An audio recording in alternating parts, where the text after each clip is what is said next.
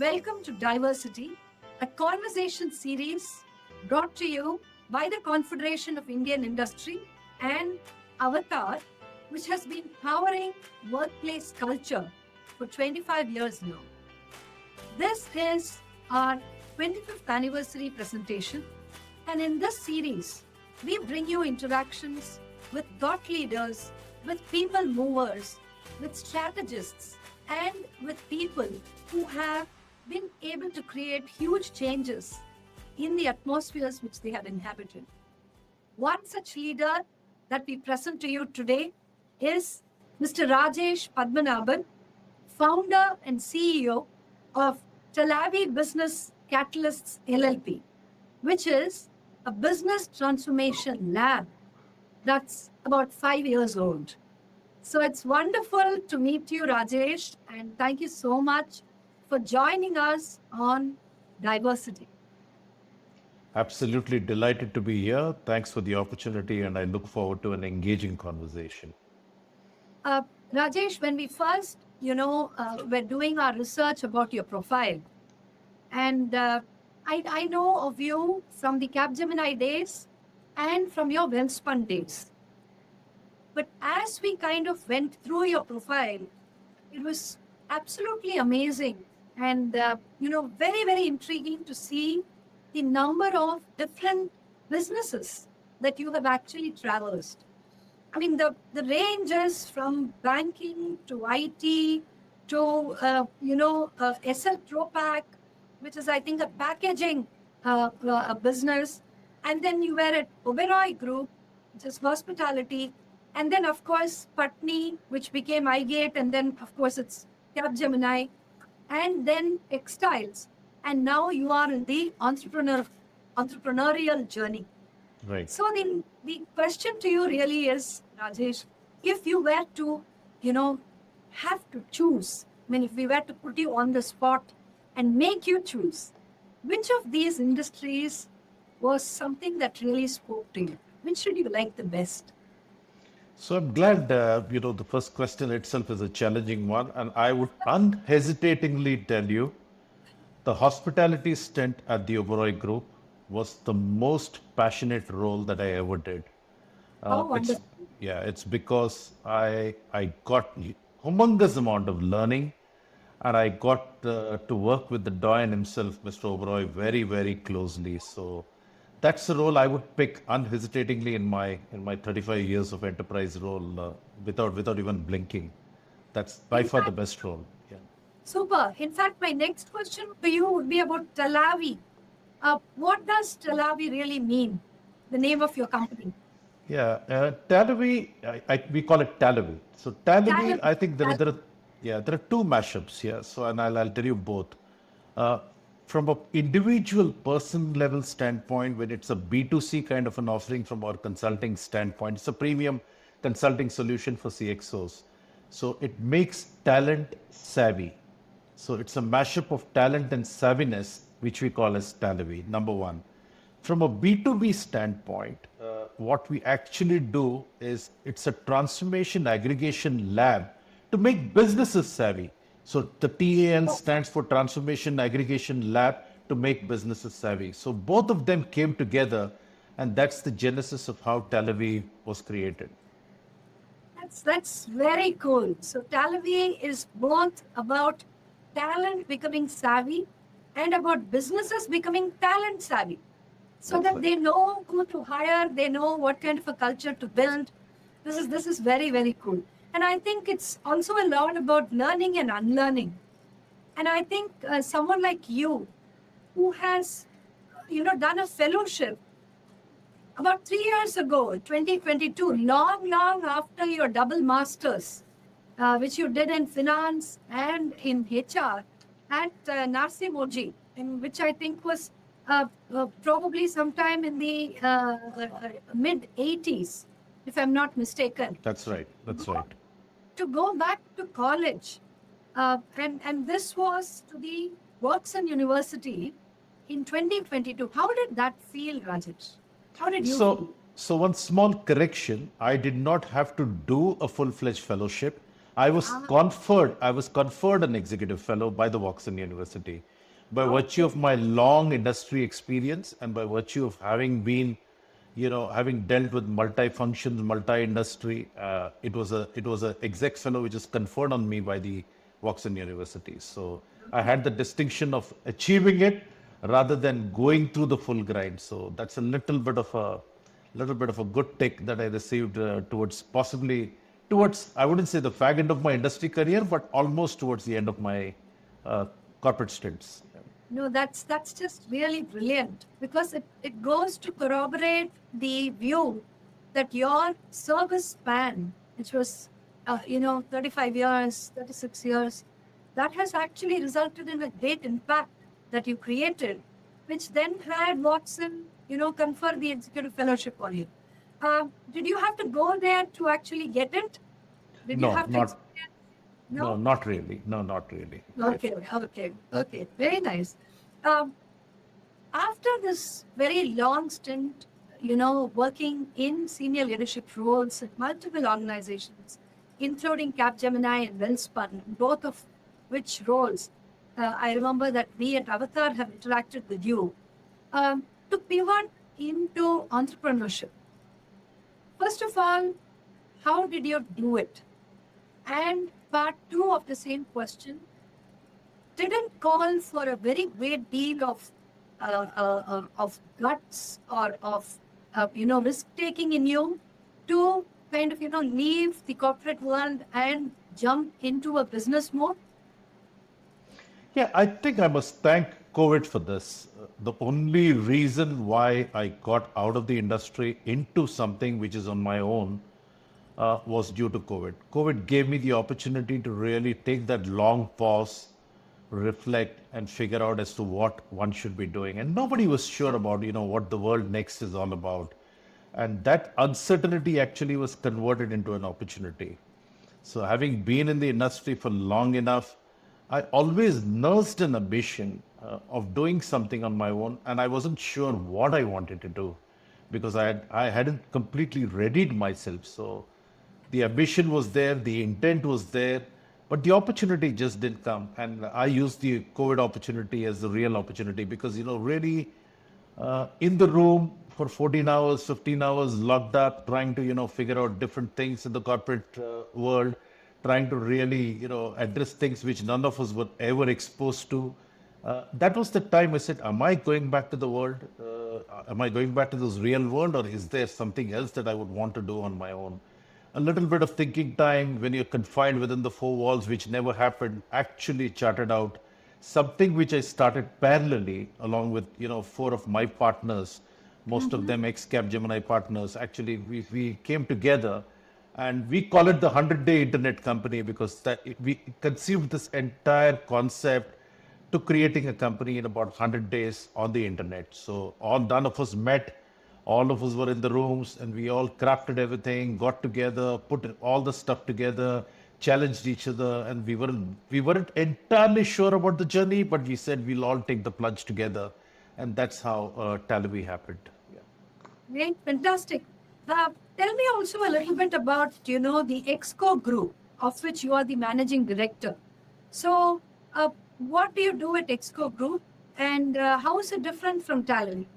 Yeah, great question. So I should possibly try and tell you all the four outfits that I run so that the profile is up there and clear. So Talavvy is my consulting and advisory company along with the five partners that I alluded to. The Exco Group is a US brand, it's an American brand leadership solutioning company, which is in the space of business coaching, which is in the space of, they deal with only four tracks. Track number one is business coaching. Track number two is succession. Track number three is top team performance. And track number four is leadership development through specified measures. I think that's what the Exco Group does.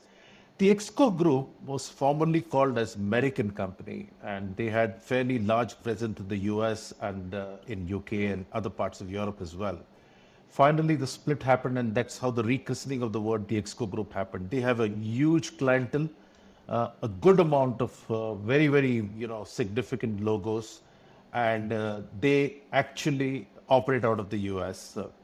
So the consultants or the business coaches or most of them operate on a fly in, fly out kind of a model for this part of the geography. So India, where they did have a lot of clients, that was the mode. And when COVID set in, they clearly wanted someone who could actually handle this. And my partner was actually more of the lead for this particular role. He and I got together, and then we actually positioned ourselves with the Exco Group, and they decided to, take us on board, and that's how the entire India presence happened. So today, I mean, delighted we're working very closely with them, and that we are their India arm right now, and for all the clients in India on an extended arm basis, and possibly will be extendable to the other parts of the geographies as well, slowly over a period of time. Fabulous. You know, in the descriptor for Talavvy, it's referred to as a business transformation lab. Right. Now, you gave us a very interesting explanation as to the, portmanteau word, which Talavvy is, with talent and savviness. Business transformation lab is something that, not only is quite a different sort of a positioning for a consulting company. The fact that you've used the word lab in your descriptor also is quite intriguing. So my question to you is, can you tell us what you do when you're talking about business transformation lab, and any experiences of clients that you have, worked with in the recent past where this transformation has actually happened? Sure. So let me address this particular question and in terms of the business transformation lab as to why do we call it a business transformation lab. First and foremost, Sandhya, I think we are from the industry. We were not born consultants yet, so we did not understand the language of consulting, though we knew that we had a lot of industry experience. And we always thought that the reliability and the credibility of any consultant would only deepen and would have an impact only if you're fairly aware of the industry, number one. From a process standpoint, we believe that unless there is a lot of work done at a primary research level, at a secondary research level, unless we really do prototypes, unless we do testing, unless we do simulations, the credibility of what consulting solution we give to the client really does not hold out well. So we thought that how do we achieve the blend of what a consulting solution, which is doing a lot of market study, what the world is doing, what the other companies are doing. Instead of that, we said, let's take a route in terms of deep down mining, go this particular route, and also collect a lot of external data with respect to the industry and the other companies in the particular field, bring that together, and then do the entire consulting solution for the client. I think that was the premise on which we started the entire aspect. We said that if you have to do something different, we clearly will need to hang more on the industry side than on the consulting side, because we were more comfortable on that side, and that's what we knew all these years. And slowly over a period of time, now of course, I think we talk more like consultants and less like industry guys, but that shift did take almost 4 or 5 years. But the strength we derived from having worked in the industry. When I was hearing you speak, to me it appeared that the word lab actually also signifies a sort of exploratory journey that you are on along with the client. And the two of you together are uncovering hidden facets of culture or transformation, which the organization, which is your client, is wanting to know. So I also felt that the lab kind of positions you very nicely as somebody that's not afraid to ask those questions. Someone who's looking at it from a beginner's mind standpoint, to say that this is an uncovering that we're going to be doing, which also helps our client really reach that transformation that they're looking at. So I think. Yeah. In fact, I'm so glad that you're saying that, and we follow a particular model where we actually do a co-discovery. So discovery is the first D. Then we actually dissect the entire consulting or the engagement. We completely dissect to really understand. The discovery is done along with the client, and so we do a good amount of deliberations, discussions with whoever are the sponsors, the leads, the entire interfacing with whoever are going to be the user groups. Then we do a dissection, the complete dissection in terms of what all could be added. So there we bring the mashup of both the industry and the consulting solution. After which we actually do the entire delivery. We design the third D is the design part of it. The fourth D is the delivery solution. So we're ready with the solution. Once we're ready with the solution, we test it and then we disseminate it across the entire organization. So That's the 5 Ds, the 5 Ds is what we do in the lab. So again, just to repeat, it's discovery, it's dissect, it is design, it is delivery, and it is disseminate. Super, super excellent. For each of these conversations that we have in diversity, where we host leaders like you, Rajesh, we have a theme round. And the theme round is typically one where we ask you to talk about spaces or topics which are very close to your heart. And you have chosen the theme of belongingness through a culture of leadership. But can I interrupt you? Can I interrupt you for a minute? I mean, I would love to go through the themes, but having seen your profiles, Andrea, and the amount of work that you have done in this particular space, first and foremost, kudos to you for the amount of work passionately that you do. So my compliments and my best wishes to you. Thank you. One thing that has always intrigued me, and I've always been trying to do, though I do a lot of write-ups around AI and DAIB and stuff like that. One area which I would possibly ask an expert like you is, how do you measure the impact of DAIB on a business or on an enterprise? Yeah. Now, that's a fabulous question. And thank you for asking a question to me, Rajesh. So when we started out on actually introducing the concepts of diversity, equity, and inclusion from a corporate practice standpoint to India Inc., we too were in a journey of discovery. And that's the most honest thing I can tell you. Because when you're talking about something as basic as diversity, which is already there in every organization that you can look at, especially Indian organizations, where you have people, first of all, from every region that you can look at. They are there with multiple different kinds of identities, personalities, the way they think, people who are extroverts, people who are introverts, people who are excellent at communication, people who are deep thinkers but speak less, men, women, seniors, people who are millennials or young people.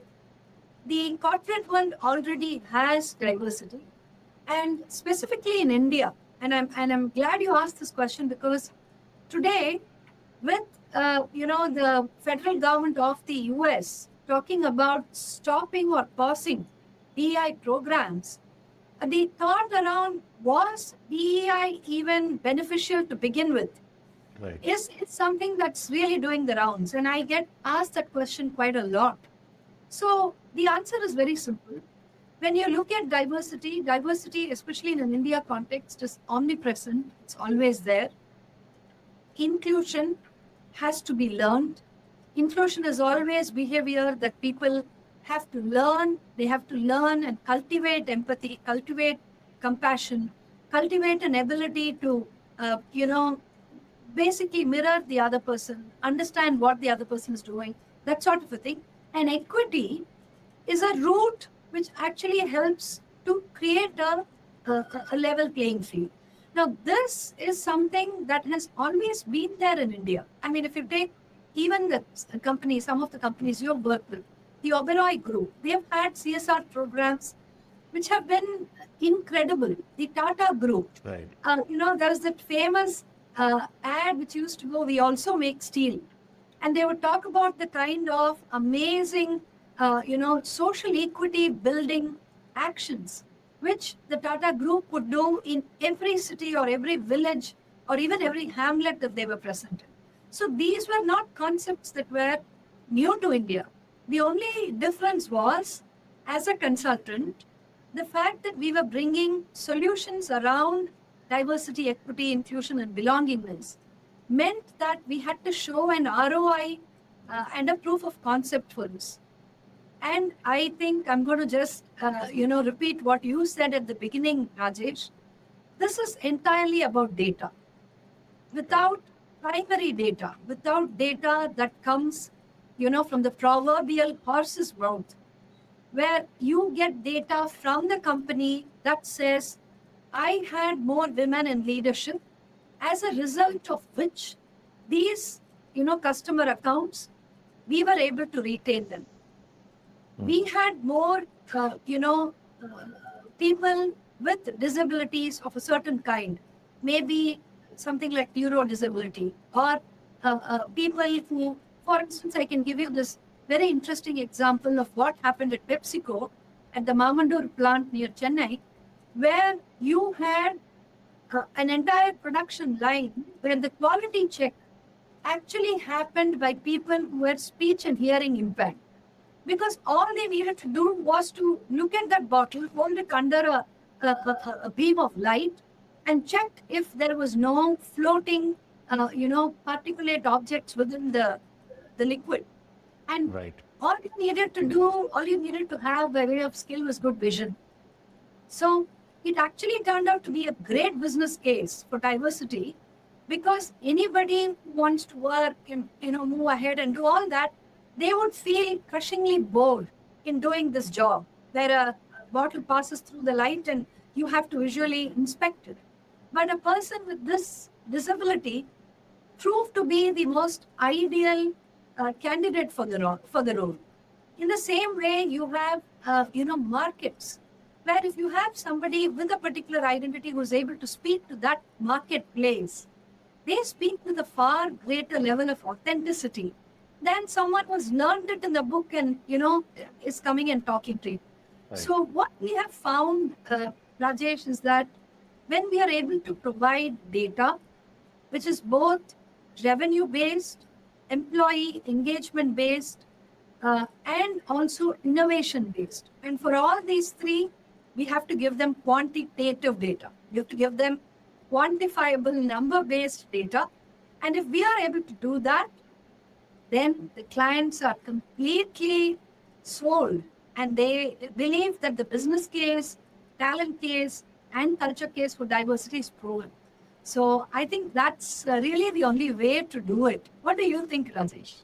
No, thank you so much. You've left me with a lot of learning, and as you were speaking, there were lots of stuff that was resonating in my ears as well.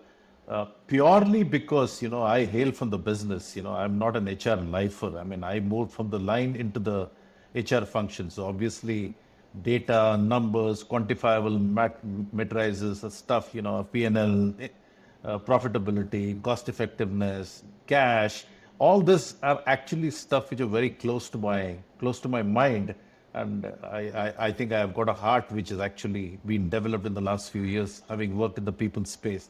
So the blend is right. So whatever you're talking about, and if you're able to bring those three measures that you said, amazing. I mean, thanks so much for really bringing me up to speed, and I have learned a few things in this session from you. Thank you.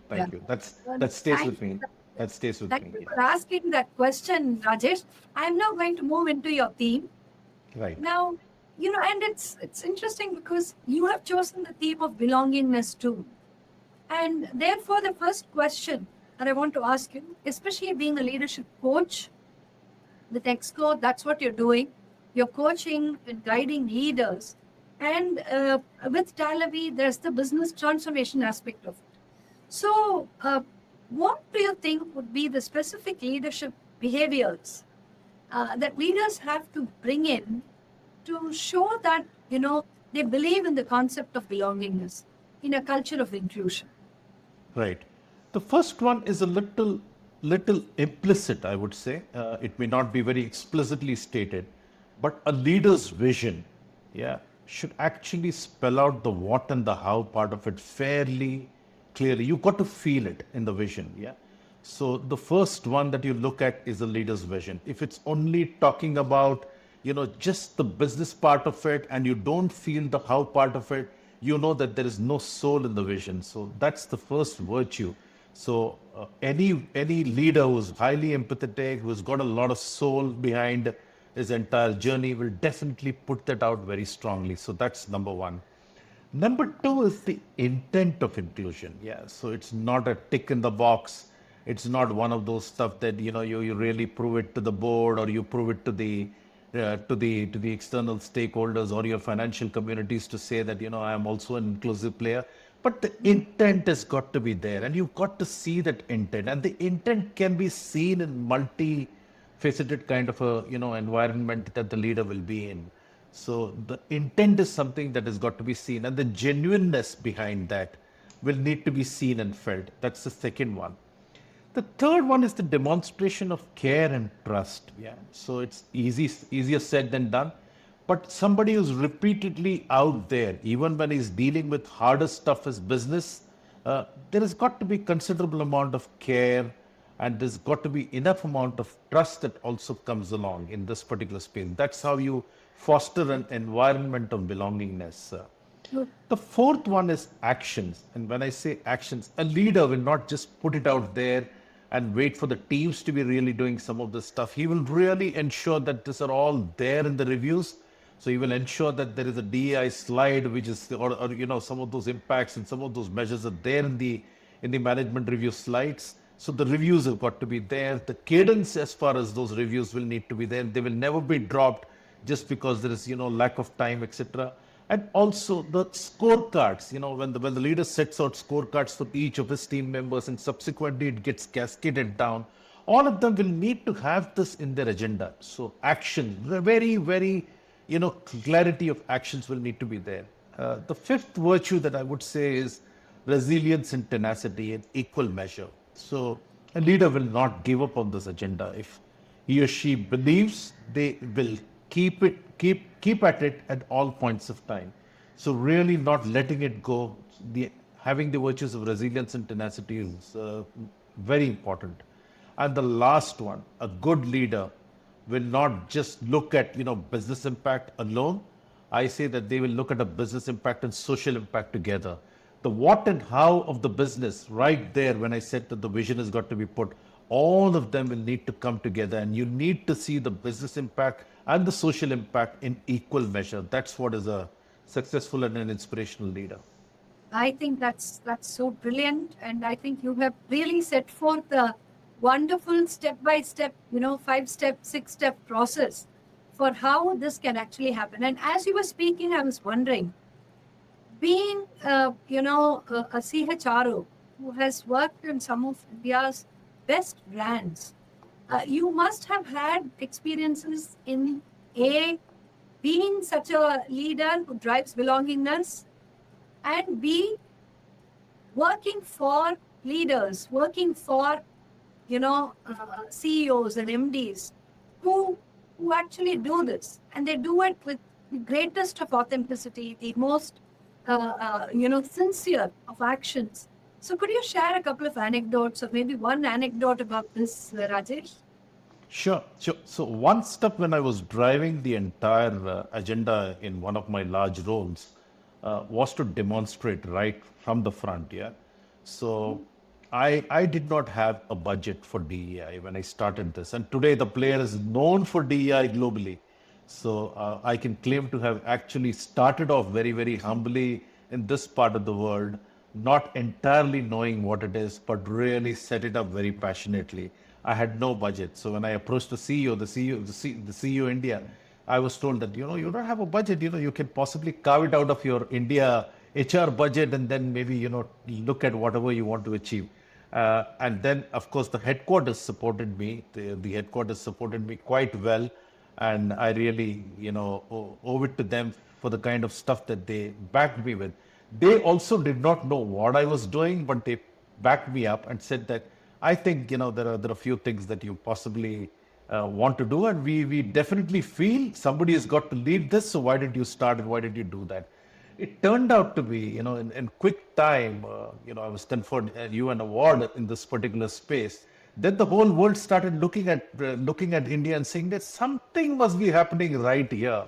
And that's the birth of, how the entire D&I practice started in this particular large enterprise that I'm talking about. And it is heartening to see today they are right up there.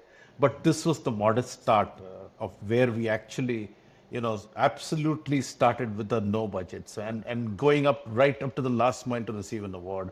And importantly, when I had to demonstrate this, and I was taking it across, a lot of, simple steps were done to get to that. But I had 100% visually challenged person in my team that was setting the example. And the guy was really a top-notch performer. He was a sourcer. He was a recruiter.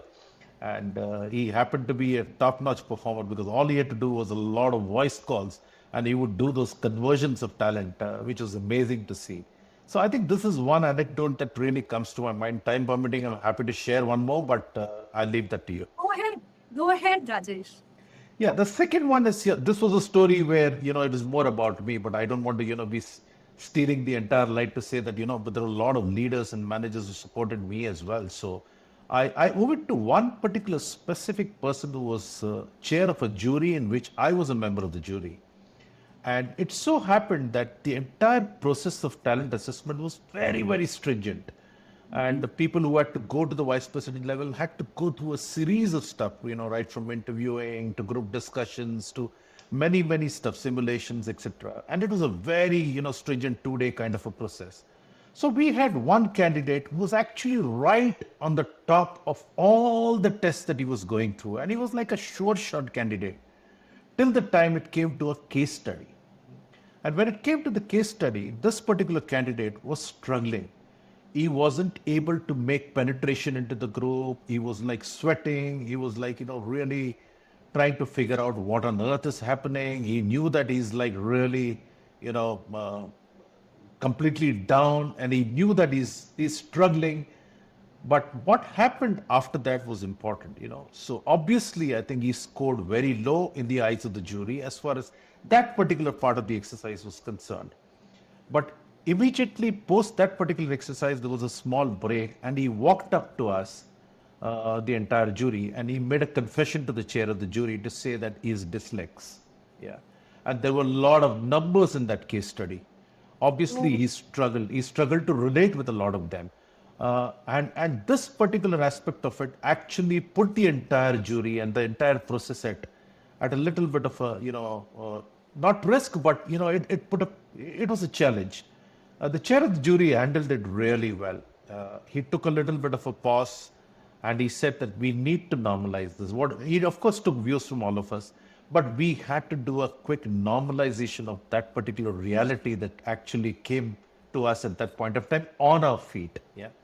And then happily we converted that part of the exercise into the entire process because there were other assessments also that were happening. So it was a huge learning. It was leadership on its feet. It was an example set. And it was very humbling as well because finally the candidate did go through, but it really tells us, though we may be, superficial at many levels as far as diversity, equity, and inclusion and belongingness is concerned, we may really not be able to relate to some of those, ground realities that keeps happening on a day-to-day basis. So this was one example I thought which really left a massive impact, and I thought I would share this with you. No, this was beautiful. This was beautiful. And I particularly like the fact that the decision didn't take forever to come. There was that the chair of the jury and each of you at the jury table. I think the fact that you all came together, agreed that this one thing cannot be a derailer of the whole candidature. I think that shows, belongingness in action. That shows empathy in action. Rajesh, this has been such a lovely conversation. And now we move to the rapid fire round. Go ahead. So I'm going to ask you 3 questions quickly, and we need you to respond as quickly as you can. The first question. One thing that people may be surprised to know about you. Yeah, I do a lot of pro bono work. I don't think people know that. I do a lot of work for the government. I do a lot of work for ministries. And I had the opportunity to do a PSU transformation, which not many people from the private sector will get to. That was usually confidential, but that was a massive transformation and a turnaround, which my board allowed me to do that stint for about 3 or 4 months. I hold that with a lot of pride and very close to me. That's something I don't think the world knows, but that's something which is very, very inherent part of me. So, I mean, coming back to your question, I mean, I do a lot of, pro bono and social work, which is very private to me, which the world doesn't know at large. Your favorite hobby? I love motorcycles. I've been riding that all through my life, and that's something people who know me well know me, because riding is something which is inherent part of me. I always had heavy bikes, and I've been a fitness freak. So I've been a sportsman and a fitness freak. So right till now, I mean, I've been at it. Though there have been erratic schedules of travel, etc. But that's something that defines me. That's something which is close to me, and I hope to live up to it till my last breath. Wonderful. Best wishes to you. What's your favorite book on leadership? Yeah, I would go back to the classic. I mean, In Search of Excellence, I think has always been a classic for me. Yeah, and one of the reasons of those, 7 or 8 virtues that really stands out, which really sticks out. It comes out like a page in front of me. Those bias for action, profitability through people, simple form, lean structures, a mix of both rigid and loose. I think all those stuff are like so simple. It like really is like a one-pager Bible which stands in front of me in those US 42, 43 companies, which really defined my formative years. So I still cling on to that as a classic. And of course, the Toyota innovation, the Toyota culture, are some of those books also which have left impact. But I would still cling on to In Search of Excellence as something that's very, very close to me. Yeah. Absolutely. And when you see Tom Peters speaking, Right. when he does the keynotes and he does these sessions, you will feel as if you're watching some evangelist, speaking. You'll be like this, and he will just Right. You can feel it. articulate so wonderfully and be so passionate and from his heart. So great choice of book. And Rajesh, this has been an amazing, very interesting, very, very eye-opening conversation. The fact that Talavvy does some wonderful work, helping organizations truly transform is a wonderful thing that we heard, today. Thank you so much for joining us in this episode of Diversity. And it was wonderful hosting. Likewise, thank you so much, Sandhya. It was a pleasure talking to you and extremely humbling to have had some learnings from you. And I would also like to place on record the entire team that's behind this, recording and the event. So my gratitude and my thanks. And I hope to keep the conversations alive and hope to, do some good work for the society at large with you. Yeah. Thank you so much. It's been a pleasure. Thank you so much, Rajesh. Viewers, that was our conversation with Rajesh Padmanabhan, who wears many hats, of course. He is both co-founder and CEO of Talavvy Business Catalysts and also managing director of the Exco Group, who shared with us some amazing, deep heart experiences, talking about belongingness, about cultural transformations, about discovery of what really needs to change and what needs to be modified in one's culture, and about some great leadership qualities. So, here is to many, many more episodes of Diversity, and I hope you're watching this as we discuss this and more topics with thought leaders of India Inc. Thank you.